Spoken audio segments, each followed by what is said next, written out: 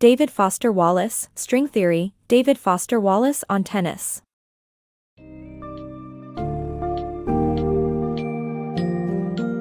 In A String Theory, David Foster Wallace on tennis. Celebrated American author and erstwhile competitive tennis player David Foster Wallace shares his insightful perspectives on the sport. Known for his unique writing, Wallace dives deep into the technical and psychological aspects of tennis while reflecting on his own experiences as a junior player. This summary encapsulates his views on the importance of adapting to different conditions, the grueling world of professional tennis, the impressive skills required, and the evolution of the game as a showcase of powerful poetic athleticism. Get ready to immerse yourself in the mesmerizing world of tennis as seen through the eyes of a true aficionado.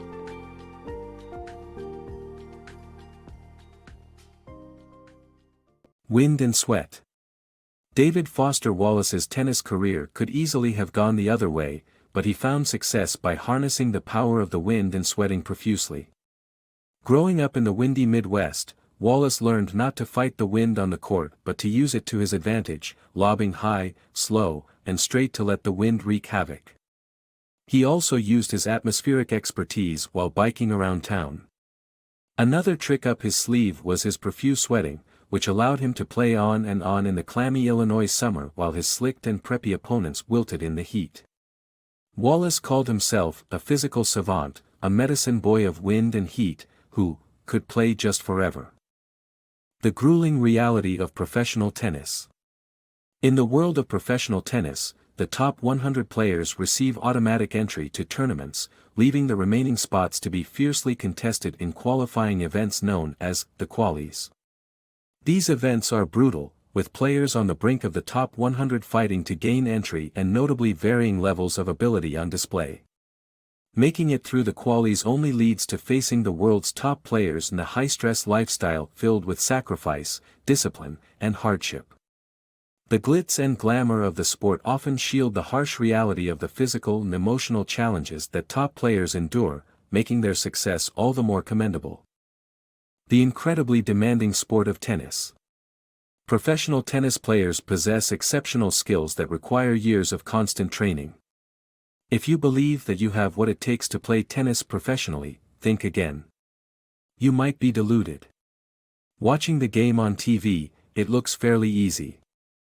Still, the truth is that TV cannot fully transmit the abilities of professional players.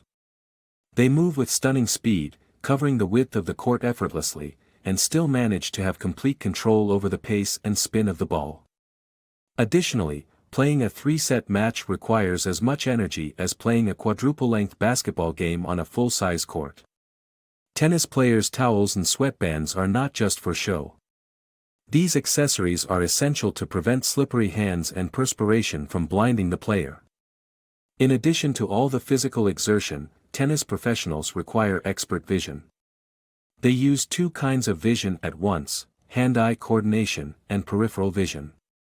Hand-eye coordination allows them to hit the ball with both power and accuracy, a skill they develop through years of constant training. Playing tennis professionally is a daunting feat, impossible to achieve without rigorous and consistent training. It demands the kind of vision and athletic skills that requires a constant willingness to learn and adapt. So, do not be fooled, becoming a tennis professional requires much more than just being able to smash a ball. The secret genius of sports memoirs.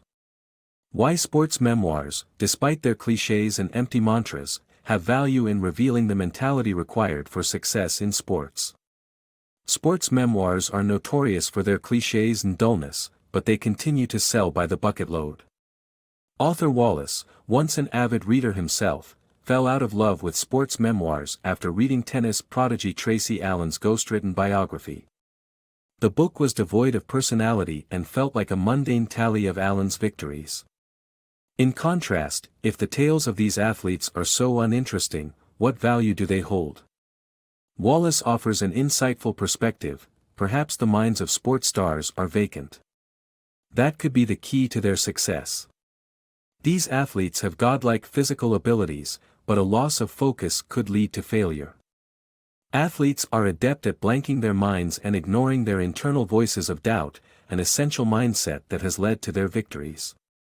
Even when athletes offer cliched phrases in post-match interviews, such as, "take each match 1 point at a time," they believe in these plain truths and adages, which eventually lead to success.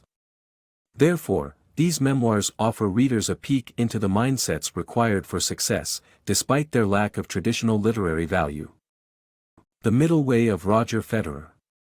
For a long time, tennis seemed to have hit a dead end as improved racket technology had players lingering on the baseline, resulting in endless rallies. Roger Federer, however, found a middle way and revolutionized the game. He is a master technician who combines his understanding of space with lightning-fast reflexes to produce unthinkable shots. Federer's style of play proves that subtlety in tennis is not dead. Watching him play is not just a flash of brilliance for us spectators, but an eon of glory for Federer.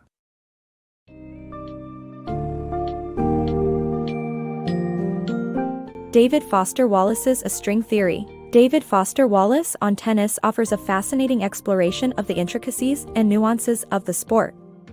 Wallace employs his personal experiences and perspectives to examine the immense talent, discipline, and dedication requisite for success on the court.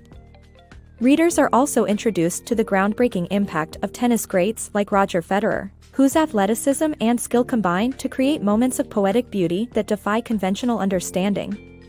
In essence, this book and its summary celebrate the game of tennis as a thrilling synergy of physical prowess, strategic mastery, and the relentless pursuit of greatness.